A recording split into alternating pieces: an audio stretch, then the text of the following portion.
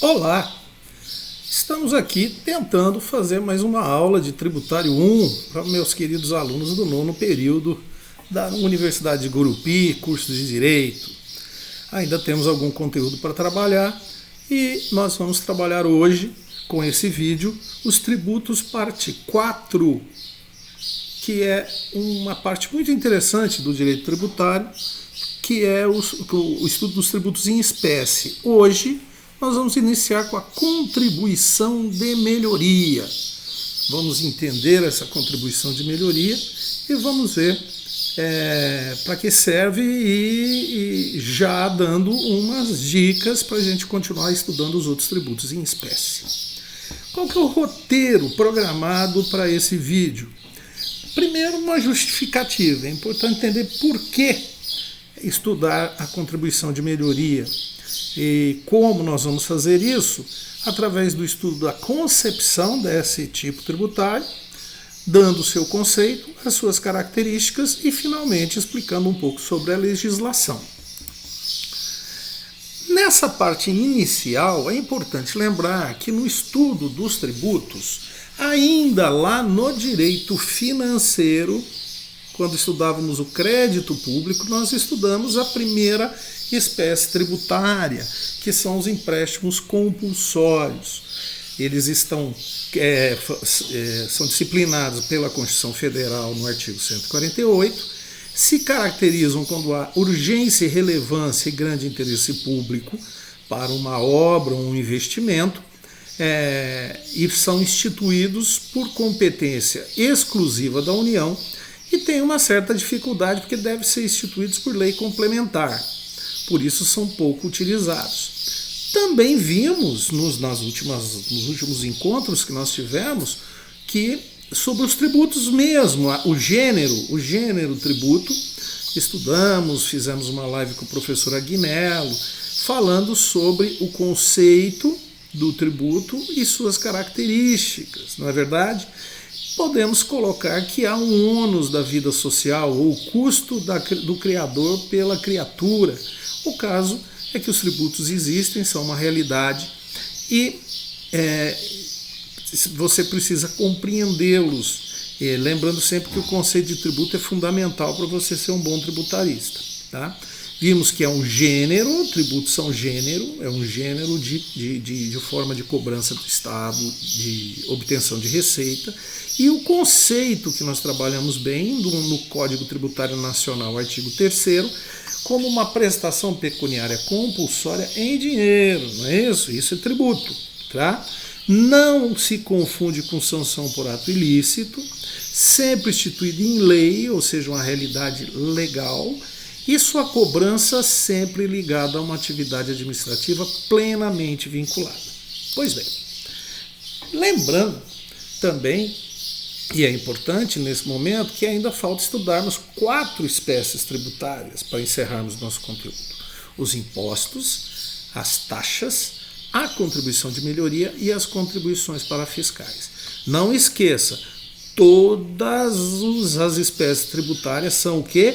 Tributos. Então aquela aula sobre o artigo 3º do CTN tem que ficar em stand-by na sua cabeça, tá bom?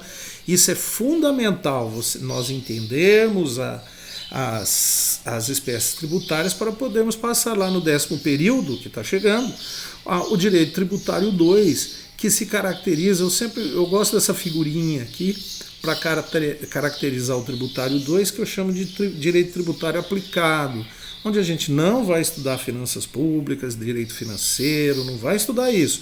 A gente só vai estudar as formas com que o Estado consegue obter recursos de maneira compulsória sobre o nosso patrimônio. E também, evidente, as formas em que os contribuintes têm de se defenderem vamos dizer, dessa atividade que pode ser muito perigosa. Nós temos que tomar cuidado para o Estado não tomar tudo o que nós produzimos, não é verdade? Muito bem, sigamos. Tá? Nessa altura do campeonato, você pode chegar para mim e perguntar assim, mas professor, por que essa bagunça? Por que o senhor não começa com tributo, que é o gênero, depois pega as espécies na ordem que o senhor colocou: impostos, taxas, contribuição de melhoria, contribuições para fiscais e, finalmente, os empréstimos compulsórios. Olha, gente, isso é o seguinte, é questão de método pedagógico. O importante é que você entenda bem todos esses institutos de direito tributário, e para entender bem, eu utilizo esse método com uma ordem inversa de abstração, ou seja, eu saio da espécie tributária mais concreta, eu saio do que é mais concreto, mais fácil de entender, indo até o mais abstrato. O mais concreto que eu acho é o empréstimo compulsório, é por isso que eu começo com ele, porque ele é bem caracterizado pela Constituição. Como ele pode ser instituído, por quem, quais são os casos. Depois, nós passamos agora nós estudamos os tributos enquanto gênero, e aí você vai fazendo conexões com os empréstimos compulsórios. Passamos para a contribuição de melhoria, que nós vamos ver agora, e depois vamos caminhando para chegar nos impostos, tá? Que é o conceitinho mais chatinho que a gente vai trabalhar esse semestre. Perfeito? Entendo, portanto, devidamente justificado o porquê que você vai acompanhar esse vídeo e vai fazer as leituras recomendadas, entendendo que passando agora a concepção da contribuição de melhoria, que é o tema da aula, e logo em seguida as características e o estudo da legislação incidente, as regras de regência, né, desse tributo muito interessante. Eu espero que vocês gostem da contribuição de melhoria. Então vamos lá, né? Afinal, o que é uma contribuição de melhoria? Vamos começar pela Constituição, nossa norma fonte, né? Lembrando que no título 6 da nossa Constituição, que trata da tributação e do orçamento, tocando o telefone aqui no nosso estúdio, que coisa, né?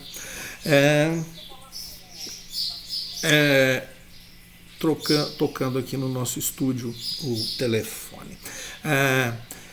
Pois bem, título 6 da tributação e do orçamento, capítulo 1 do Sistema Tributário Nacional, na primeira seção, os princípios gerais da tributação, tá? Que são os princípios gerais do sistema tributário. Então, lembrando, direito financeiro é passado, nós estudamos bastante o direito financeiro, mas agora só estudamos direito tributário. O artigo 145 da Constituição diz lá: a União, os Estados, o Distrito Federal e os municípios poderão instituir os seguintes tributos. Veja aqui, ó, o gênero tributo, que a gente já sabe quem é, como é, né? Toda prestação pecuniária compulsória em moeda ou valor que nelas possa exprimir, instituída em lei, que não constitua sanção de ato ilícito e cobrada através de atividade administrativa plenamente vinculada. Não esquece disso, tá? Estão aqui. Dentro disso, a Constituição diz o quê? A União, né? Os seguintes tributos. E aí, olha que interessante, eu acho interessante destacar isso. Inciso 1, impostos. Inciso 2, taxas, em razão do exercício do poder de polícia ou pela utilização efetiva ou potencial de serviços públicos e específicos e divisíveis prestados aos contribuintes ou postos à disposição, e a contribuição de melhoria, que é o tema da aula de hoje, de agora, decorrente de obras públicas. Com essa tela, eu consigo destacar para você algumas coisas que eu acho interessantes. Repare que os impostos, estão aqui os impostinhos, eles meio que se bastam a si mesmos, não é verdade? Os impostos chegam mais ou menos e digam assim: veja bem, eu sou o imposto, ponto. Eu dispenso apresentações. Tá vendo por que eu deixo eles para o final, né? Porque existe uma série de coisas que devem estar pressupostas nos impostos. Já as taxas, as nossas amigas taxas, elas são mais humildezinhas. Aliás, elas são bastante humildes, se você reparar, em relação aos impostos. É como assim, né? Se tivesse uma apresentação das espécies tributárias, os impostos chegassem e falassem assim: nós somos os impostos. Ótimo, beleza, tchau. As taxas não, as taxas já chegam e falam assim: olha, gente, aqui nós somos as taxas, tá? As taxas, é o seguinte, a gente existe porque existe um poder de polícia ou um serviço público específico, tá? Prestado pelo Estado ou posto à disposição de vocês, contribuintes, e é por isso que a gente existe. Então você vê que as taxas, elas têm essa humildade dentro delas, no sentido de tentarem se explicar. Já a contribuição de melhoria, ela é mais ou menos, podemos, olhando a ideia de imposto, aqui o texto, né, o enunciado normativo do inciso 1º e do inciso 2º, você vê que a contribuição de melhoria se coloca mais ou menos no meio do caminho. Ela diz assim, eu sou a contribuição de melhoria, mas ela não se basta em si quanto os impostos. Ela tem que dizer o seguinte, decorrente de obras públicas, né? Então, você repara, já nesse início aí do estudo das espécies tributárias, que existe uma diferença entre elas, né? Entre essas espécies. Sigamos. Muito bem.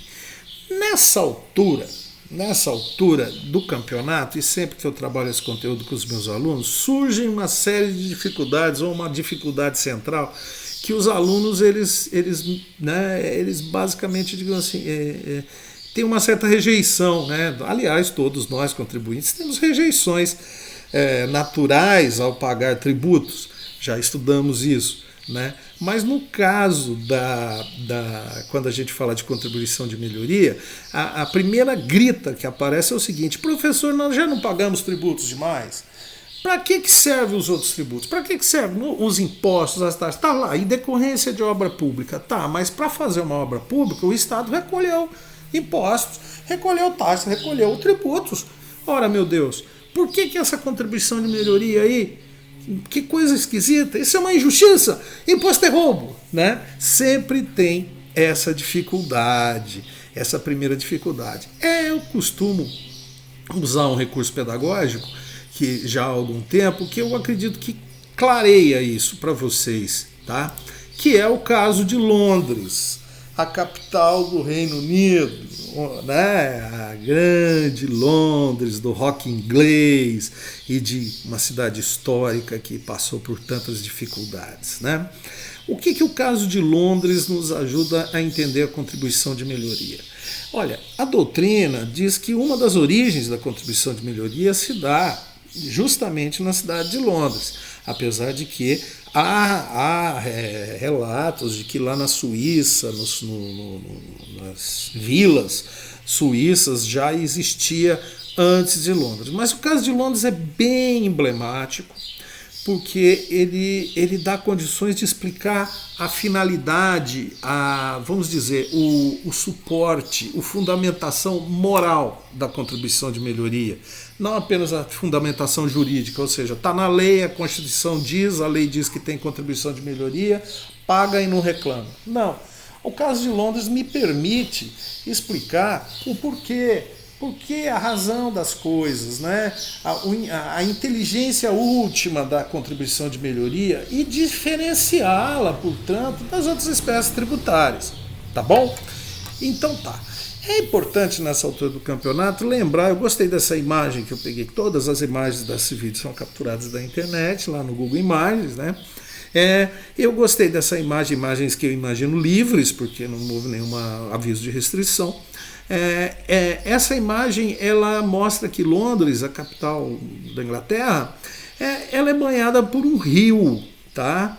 É o rio Tâmisa, o famoso rio Tâmisa, que banha a cidade de Londres. Pois bem, o que isso interessa? Interessa, eu até peguei no Google Maps um mapa da cidade de Londres, está aqui o perímetro da cidade, onde você vê que lá, vindo do Atlântico, né, o rio Tâmisa atravessa a cidade de Londres, e é evidente que quem conhece um pouquinho de geografia sabe que um rio não passa limpinho pelos lugares, né? Ele não tem, que nem a piscina, as suas bordas ladrilhadas, né? Todo rio é cercado de charcos, de brejos, tem os outros córregos ou pequenos rios que são os seus tributários, na verdade, que vão abastecer suas águas, e isso acaba gerando uma série de problemas sanitários. Que problemas sanitários eram esses que se abateram sobre Londres, né?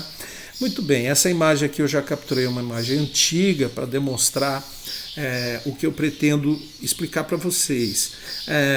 Você vê que Londres era uma cidade muito movimentada no século XVIII e século XIX, uma das capitais da Revolução Industrial. Ou seja, grande fluxo de pessoas e muitos barcos entravam pelo Atlântico, subiam o rio Tâmisa para carregar e descarregar mercadorias, levar pessoas, estrangeiros, gente de toda parte do mundo. E o que acontece? Isso acabou fazendo com que Londres fosse uma cidade que tinha grande movimento comercial, mas tinha sérios problemas sanitários. Por quê? Porque aquela água estagnada dos charcos, as paradas, a descarga de mercadorias, o lixo, a sujeira, e pelo fato de ser uma cidade comercial, uma cidade que tinha muita gente, acabou fazendo com que Londres fosse uma cidade com muitas doenças. Tá? Muitas doenças, pois é aquilo que eu sempre falo, quanto mais gente, mais problemas sanitários, né? E era uma cidade que chegou a ser conhecida como um Porto da Morte, né? As pessoas eram infectadas, febres tifoides, uma série de epidemias viviam atormentando a população de Londres e os comerciantes que lá precisavam passar, né? E isso gerava uma série de problemas, até que o parlamento inglês,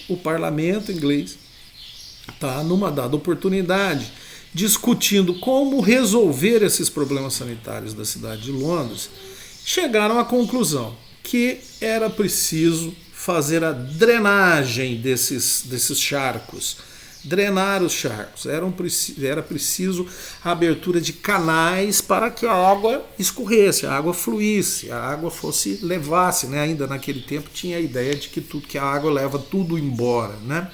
Então, era preciso fazer uma série de obras públicas que drenassem esses charcos e que organizassem a cidade para que ela reduzisse esses problemas sanitários. E isso certamente envolveria um alto custo. Não é barato fazer uma obra dessa. E que realmente uma obra pela rainha, né? Uma obra estatal. E o parlamento, portanto, admitindo esse alto custo, mais ou menos com a ideia assim, olha, vamos ter que arrecadar impostos, tributos, para termos receita para fazermos essa obra. Todos vão empobrecer, porque quando o Estado retira tributo do contribuinte, ele empobrece, não é verdade? Todos vão empobrecer, mas todos vão ganhar.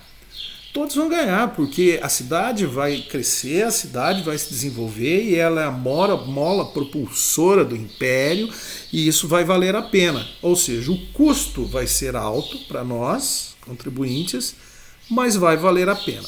Valeu a pena? Olha, peguei essa imagem agora, uma imagem atual da cidade de Londres e, de fato, o que aconteceu com essa obra? Drenados os canais, houve uma redução sensível no volume de epidemias e ainda mais os canais passaram a ser o quê? Vias de acesso, vias de transporte na cidade de Londres. Casais passaram a namorar nos barcos, as pessoas passaram a ter o que fazer, ou seja, houve um grande contentamento, apesar do custo altíssimo da obra, houve um grande contentamento da população com relação ao resultado da obra. Por quê? Uma obra pública de saneamento que provocou o enriquecimento, de um lado o empobrecimento pelo pagamento de impostos, mas do outro um enriquecimento geral da população em razão dos benefícios dessa obra. Estava tudo indo muito bem, notaram que eu pus um pequeno asterisco aqui? Pois é, né?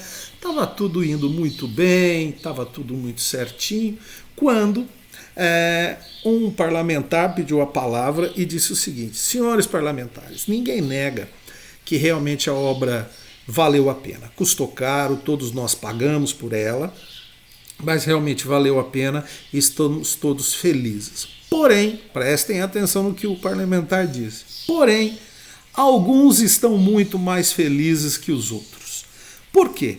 Porque algumas pessoas, alguns proprietários, cujas terras nada valiam, tinham charcos, brejos, terras com água estagnada, terras extremamente desvalorizadas.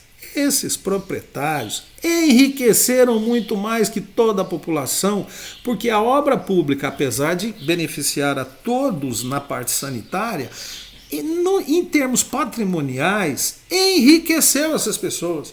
E isso não é justo. Não sei se eu consegui passar para vocês a ideia da contribuição de melhoria. Mas a ideia da contribuição de melhoria, ela reside justamente aí. E aí a diferença dela, porque a contribuição de melhoria não é imposto, como os impostos foram utilizados para financiar a obra, nem muito menos taxas, que são a contraprestação de um serviço público. Nada disso, muito menos empréstimos compulsórios, que nós também já vimos. A contribuição de melhoria, ela é instituída justamente para procurar reduzir uma situação de injustiça que advém de uma obra pública. Situação de injustiça ligada ao enriquecimento de alguns em razão do empobrecimento de todos, tá? Não sei se eu consegui me fazer entender, mas vamos tocar o barco, né? Nessa altura do campeonato, ainda tentando conceber a concepção da contribuição de melhoria, incumbe explicar uma coisinha aqui, que é um grande parênteses nessa aula, tá? Que é o seguinte: todo tributo recai, incide sobre um fato de riqueza.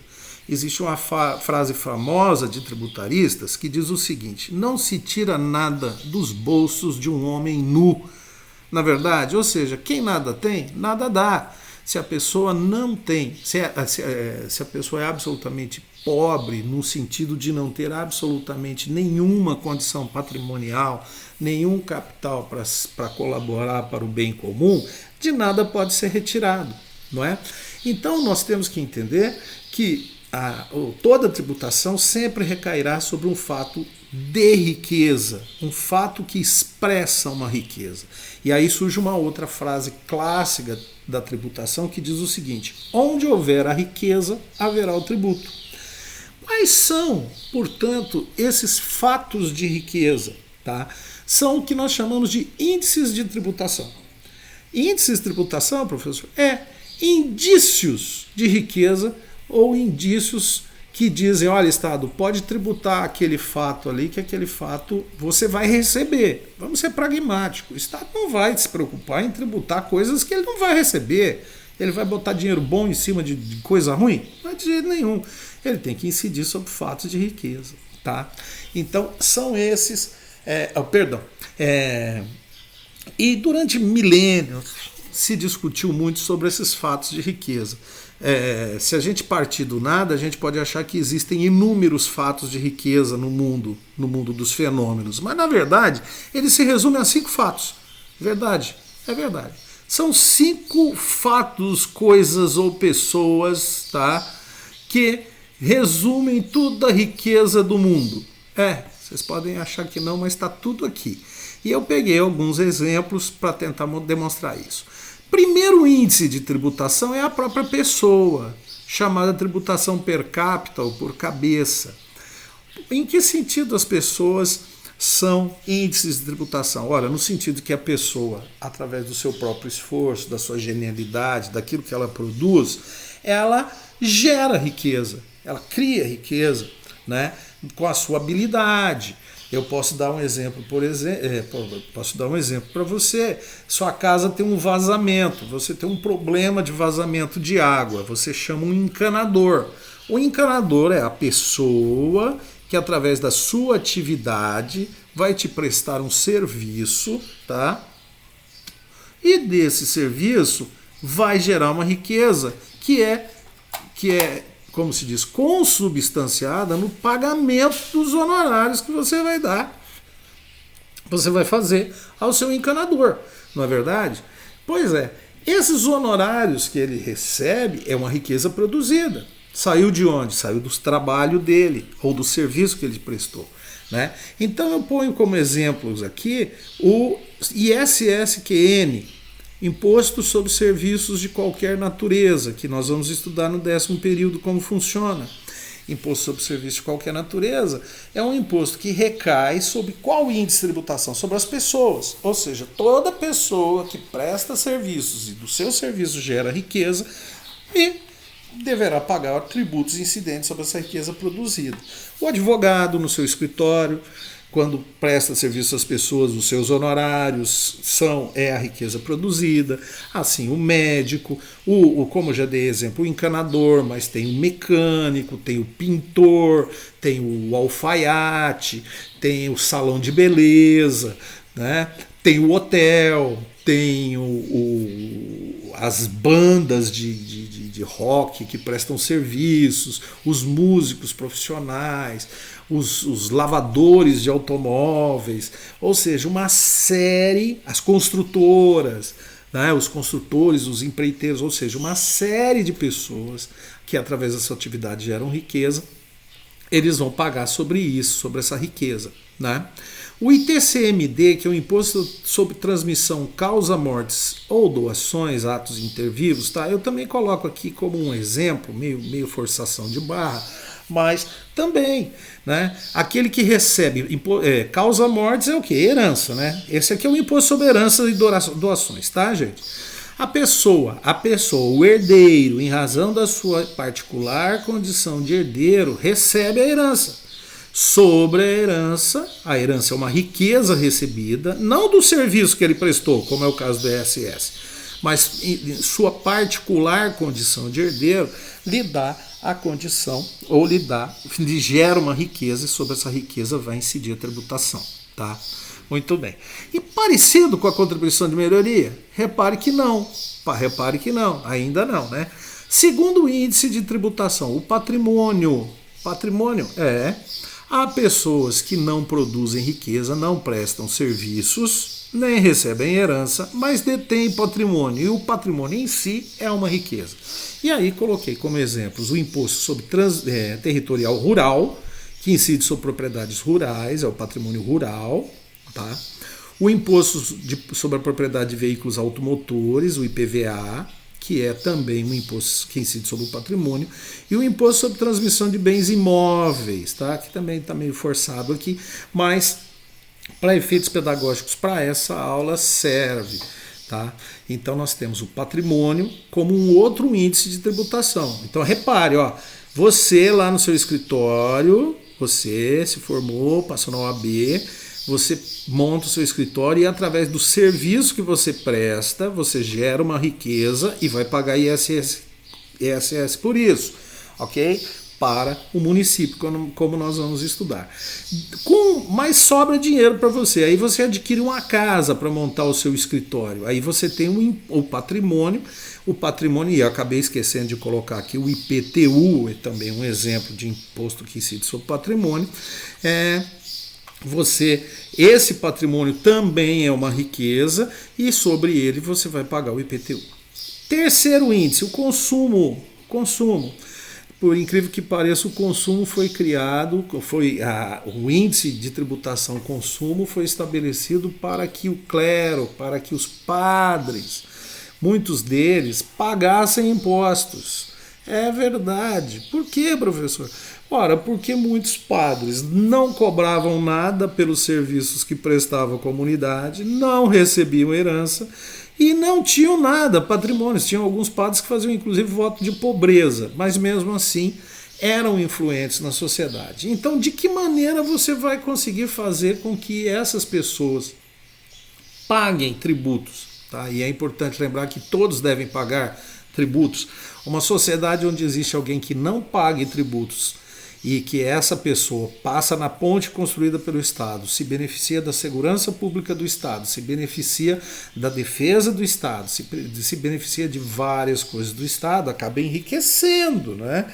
Mesmo não tendo riqueza, e isso não é uma questão, não é um problema, não é uma situação de justiça, né?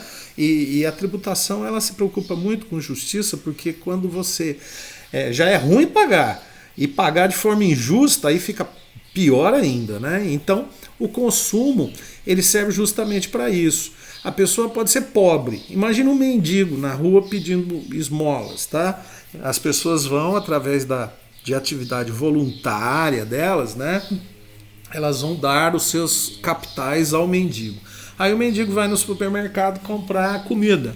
Quando ele compra comida no supermercado, ele consome. E ao consumir, ele vai pagar o quê? O ICMS, o Imposto sobre Circulação de Mercadorias e Serviços. Tá? Esses serviços aqui, professor, esse S aqui não é o S do ISSQN? Não, nós vamos aprender, nós vamos entender que são serviços específicos aqui da circulação, serviços de telecomunicações e de transporte interestadual e intermunicipal, tá? Muito bem. Então, quando o nosso mendigo compra lá o imposto de importação, por exemplo, compra um produto chinês numa lojinha, compra uma camiseta barata vinda da China, ele acaba, através do ICMS, do imposto de importação, ele acaba se tornando cidadão tanto quanto aquele cheio de patrimônio. Vocês estão entendendo aqui onde eu quero chegar? Cheio de patrimônio. Por quê? Porque ele também é um pagador de impostos, também contribui para a manutenção da máquina estatal e por isso se legitima como beneficiário dos serviços públicos, né? Finalmente, passando aqui rapidamente, né, o produto da indústria também, e aí nós temos aqui é só para esclarecer, IOF, Imposto sobre Operações Financeiras, é o consumo de operações financeiras, de contratos bancários, tá? Muito bem, indústria. O IPI, Imposto sobre Produtos Industrializados, e também o Imposto de Exportação, são exemplos sobre índices de tributação gerados pela indústria. Não resta nenhuma dúvida que a indústria produz uma mais-valia sobre as coisas, né? Na indústria entra tomate. Na indústria entra tomate. E sai o quê? Sai extrato de tomate, sai molho de tomate. Esse molho de tomate, através do processo industrial, ele tem um valor acrescido pelo processo industrial, né? E é sobre esse valor acrescido que é o fato de riqueza que vai incidir a tributação. E finalmente a renda, né? A renda que também foi festejada como o verdadeiro imposto único, né? Ou índice único, porque diziam que, na verdade, o que se tributa não são as pessoas, mas a renda das pessoas, né? O patrimônio, mas a renda dos patrimônios, a renda do consumo, O caso é que, na verdade, não é bem assim. E a renda pode ser definida sobre tudo aquilo que te sobra depois que você gastou o necessário para te sobrar alguma coisa, né? Entendeu? Então, a renda, e aí o exemplo, imposto de renda pessoa física, imposto de renda pessoa jurídica, tá? Muito bem. Repare muito bem que nessa altura do campeonato, falando da contribuição de melhoria, você não vê nenhum tributo recaindo sobre a obra pública, né? Decorrente de obra pública ou enriquecimento decorrente de obra pública, como nós estávamos falando na contribuição de melhoria, né? Então eu uso esses índices de tributação nesse momento para explicar para você ou para caracterizar a contribuição de melhoria com relação a outros tributos. Beleza? Vamos seguir, né? Temos, portanto, nessa caracterização que a contribuição de melhoria, tá? O fato de riqueza da contribuição de melhoria, ele decorre da conjugação de fatores. Quais são esses fatores? O primeiro, o enriquecimento da pessoa. A pessoa tem que enriquecer. Se ela não enriquecer, não tem nenhuma condição de você instituir contribuição de melhoria. Depois, deve ocorrer valorização do patrimônio imobiliário. Lembra do exemplo de Londres? As pessoas enriqueceram porque a terra delas não valia nada e de repente passou a valer muito. Tá? E valer muito por quê? Em razão, tá vendo aqui o nexo de causalidade de obra pública, tá? Essa é a contribuição de melhoria. Em outras palavras, sempre que tiver uma obra pública e essa obra pública valorizar o patrimônio imobiliário de alguma pessoa, ela encontra a razão de ser e de sua instituição. Tá? Por quê? Porque obras públicas, elas é uma decorrência até natural. Claro que há obras públicas que desvalorizam o imóvel de pessoas, tá? Uma coisa é o Estado ir construir um lindo parque da cidade, né? O município vai lá e faz um lindo parque perto da sua casa e você fala, nossa, que bom, minha casa valorizou por conta do parque, né? Isso é uma coisa. Outra coisa é o Estado ir lá e construir um presídio do lado da sua casa, tá? Mas aí não é uma questão tributária, né? Tem gente que até brinca, né? É contribuição de pioria, né? Na verdade, não é uma questão tributária, é questão de responsabilidade civil, né? E não tem nada a ver. Direito tributário não tá ligando para essas coisas, não. Tá? O caso é que, naturalmente, o que se espera de obras públicas e elas acabam valorizando. Eu coloco alguns exemplos. O mais claro é o asfaltamento de vias. Sua casa, a casa do contribuinte, está lá no meio do mato, tá? Poeira, lama, coisas e tal, e ela vale uns X reais. De repente vai lá o município e asfalta a rua, bota meio fio, faz melhorias.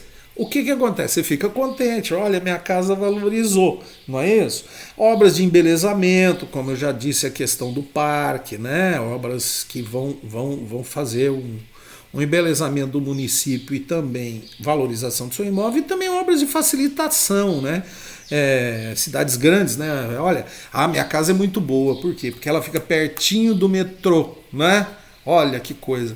Oh, nossa, olha, eu tenho uma chácara sensacional. Por quê? Porque a prefeitura, né, o município foi lá e fez uma ponte num córrego que separava a cidade da zona rural e a minha chácara é a primeira depois da ponte, né?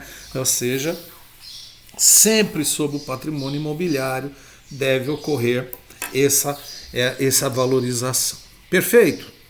Muito bem. Aqui eu quero dizer mais ou menos, é só relembrar, né, uma passada rápida aqui, que talvez essa confusão das pessoas de confundir a contribuição de melhoria, ou seja, falar assim, né? O município já tem os impostos para fazer o asfalto, por que eu vou pagar a contribuição de melhoria? Lembrando que a contribuição de melhoria mais comum que existe é o município cobrar pelo asfaltamento de vias, né? Então você veja bem, talvez essa confusão é porque a Constituição não explica, né?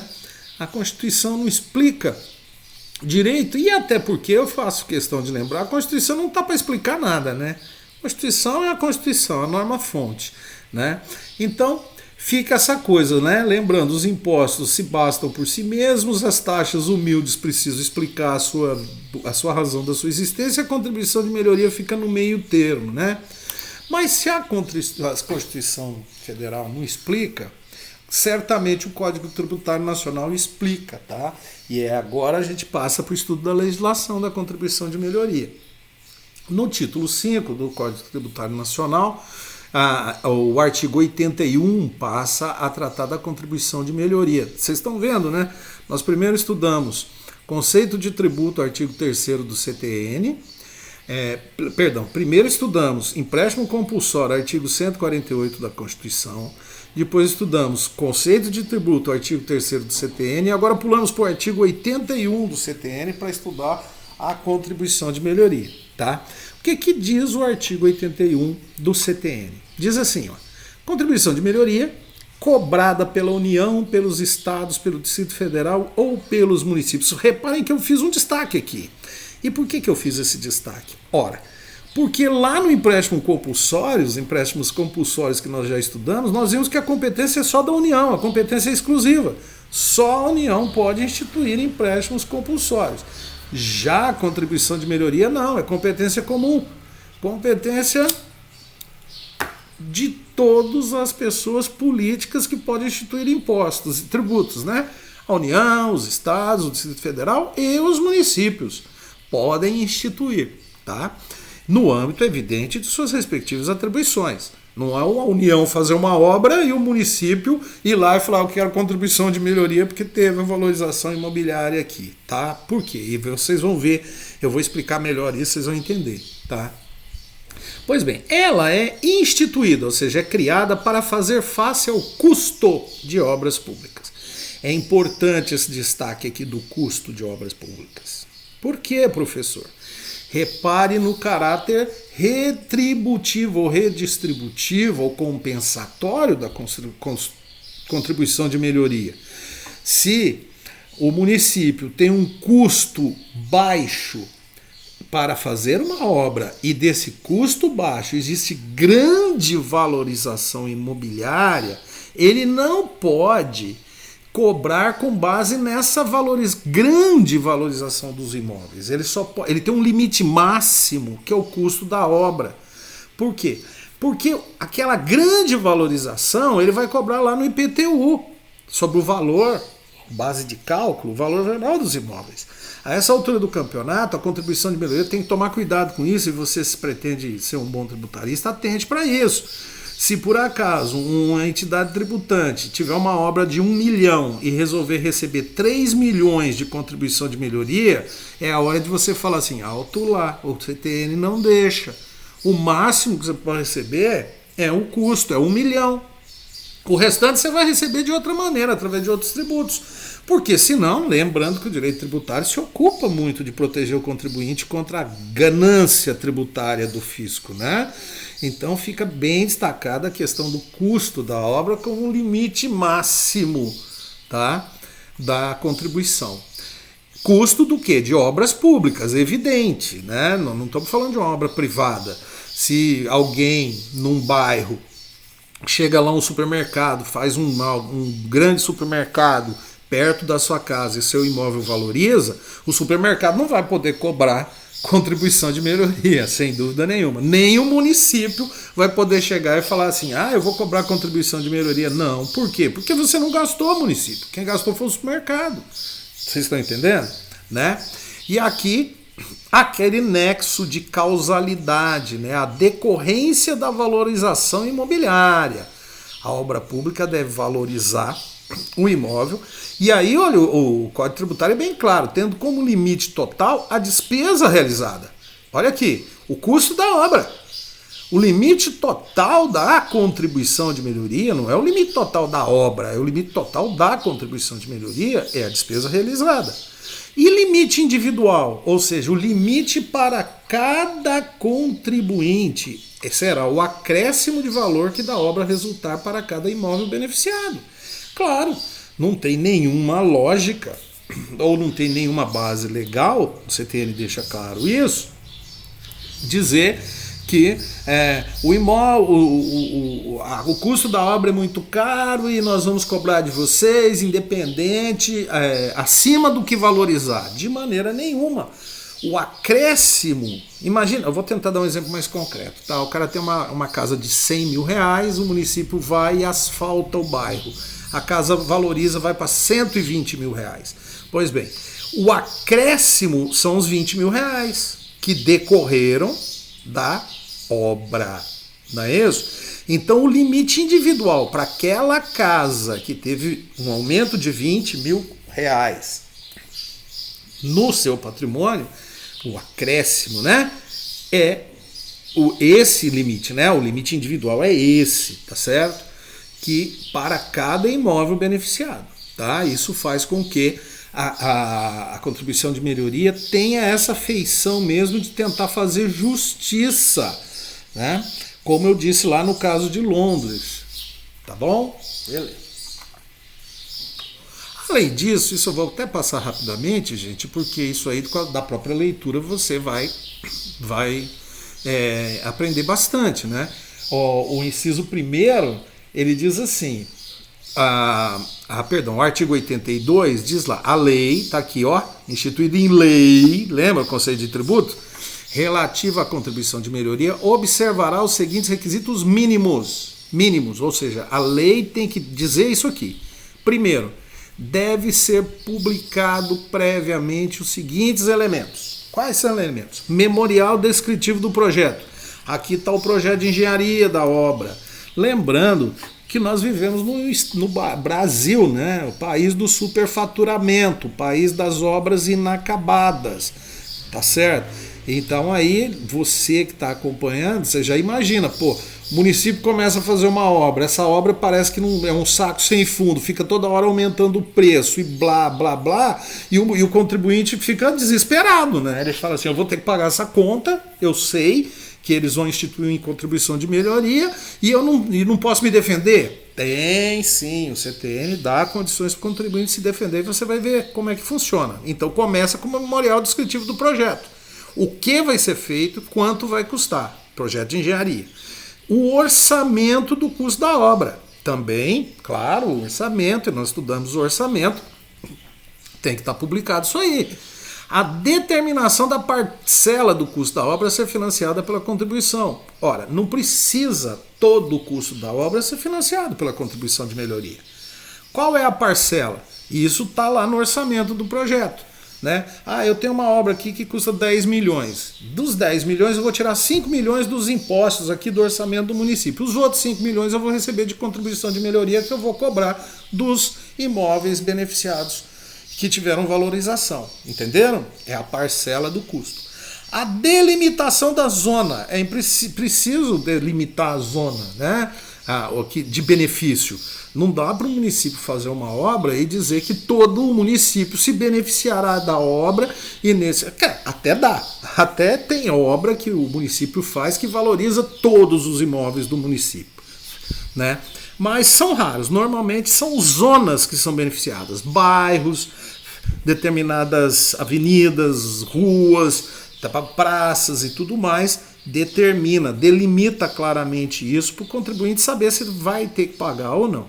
Finalmente, a determinação do fator de absorção do benefício da valorização, fator de absorver o benefício, para toda a zona ou para cada uma das áreas diferenciadas nela contidas. Tá? Aí eu posso dar como exemplo para você, o município vai construir uma linda praça de convívio com centro cultural, pistas de skate, praças de alimentação, centro de convenções, tudo muito bonito, né? Pergunto, todos os imóveis vão ter a valorização igual? Não. Tem imóveis que estão em frente à praça. Tá? O fator de absorção do benefício para esse imóvel é diferente de um que fica a 4, 5 quadras da praça, que acabam valorizando. Não deixa de valorizar, mas vai valorizar menos, tá? Então você vê que o CTN ele dá a condição de ser instituída a contribuição de melhoria, mas assim, não é bagunçado, não é de qualquer jeito, não. Tem que ser organizadinho, não é isso? Sigamos, né? No inciso 2º, olha que muito interessante isso aqui. Fixação de prazo não inferior a 30 dias para impugnação pelos interessados de qualquer dos elementos referidos no inciso anterior. Repare, você me pergunta, professor, como é que eu sei, que eu vou saber se o meu cliente é interessado ou não? Ora, não foi publicado lá a delimitação da zona e o fator de absorção, o custo da obra, não foi esclarecido tudo lá? Foi, não é? Então você consegue saber se o seu cliente é interessado ou não, não é isso? E aí, repare, o seu cliente tem 30 dias para impugnar, legitimado como interessado, impugnar o quê? Qualquer dos elementos referidos no inciso anterior. Olha, não topo, nossa obra está superfaturada. Eu fiz um levantamento aqui, vocês estão dizendo que custa 10 milhões, mas não passa de 2. Né? Muito comum no Brasil, não é verdade? Né? Ou o modo de fazer também. Qualquer elemento, tá? Qualquer elemento pode ser impugnado aqui com prazo não inferior a 30 dias, para evitar que o município publique uma lei instituindo a contribuição de melhoria, dando prazo de 1 dia, né? Não dá tempo de estudar um projeto complexo, não é verdade? E ainda o inciso 3º vai dizer o quê? Regulamentação do processo administrativo de instrução e julgamento da impugnação. Tá? Normalmente já existe uma lei estabelecendo um processo administrativo padrão e ela é utilizada como o Código do Processo, né? Código de Processo Administrativo. Mas e essa lei que institui a contribuição de melhoria pode simplesmente fazer menção a outra lei que já institui e regulamenta um processo administrativo. Mas seja como for, tem que ficar claro que o processo administrativo, que aqui é o princípio do devido processo legal, né, gente? Tá certo? Para que essa impugnação seja devidamente julgada na esfera administrativa, lembrando que a administração pública ela tem a obrigação de rever seus atos quando o cidadão contribuinte ou cidadão, não precisa nem ser contribuinte, dê prova para a administração que aquela atitude que ela pretende tomar é equivocada. A administração tem, né, o princípio básico da reserva legal. A administração pública age de acordo com a lei, não é isso? Então, administrativamente, ela pode até rever o ato, né, devidamente comprovado, mas mesmo assim, se no processo administrativo o seu cliente você não obtém procedência da sua impugnação, é evidente, sem prejuízo da apreciação judicial, claro, porque nada exclui a prestação do judiciário num Estado democrático de direito como é o Brasil, né? Muito bem. Ainda nós temos no artigo 82, no parágrafo 1º, tá, que a contribuição relativa a cada imóvel será determinada pelo rateio da parcela do custo, né?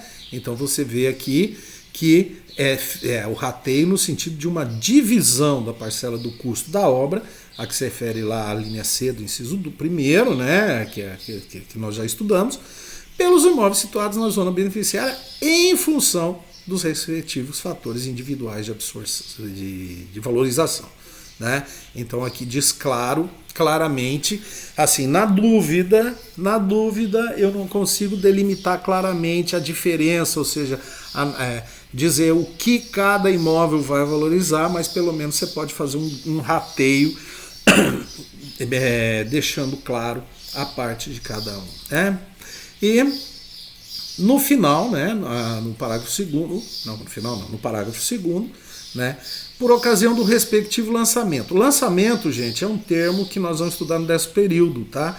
Mas eu posso dizer inicialmente que lançamento é o quê? É uma declaração do fisco dizendo que ocorreu um fato de riqueza, que esse fato de riqueza está previsto em lei, que a lei determina que deve pagar um tributo sobre ele, que o sujeito passivo, ou seja, quem deve pagar, foi identificado, que o valor está devidamente apurado e que tem um vencimento para ser pago. Isso é o lançamento, nós vamos estudar com profundidade no 10º período, tá?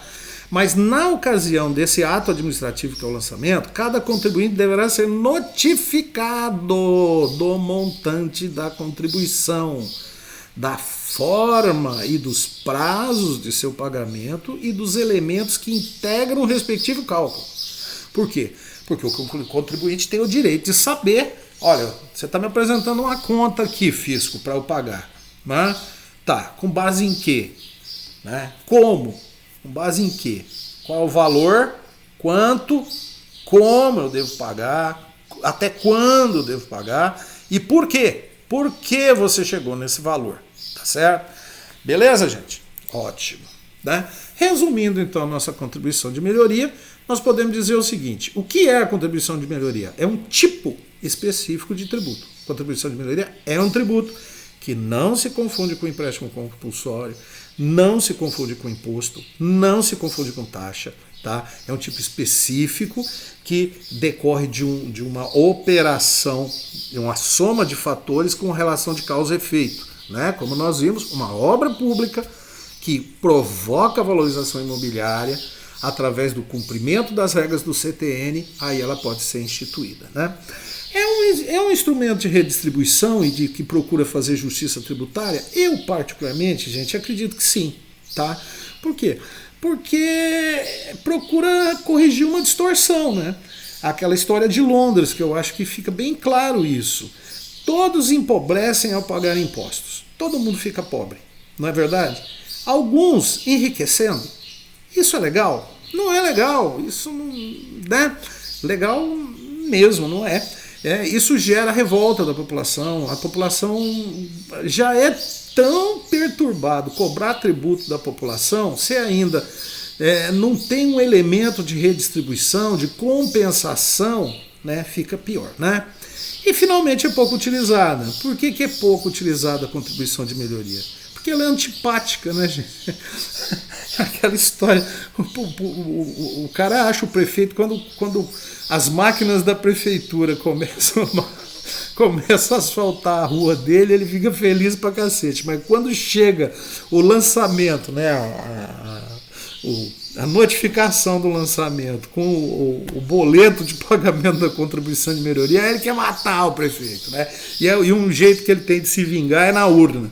Então, muitas vezes os estados fazem estradas, pontes, valorizam fazendas, valorizam indústrias, valorizam muita coisa, mas acabam não cobrando, né? E principalmente os municípios não cobram a contribuição de melhoria.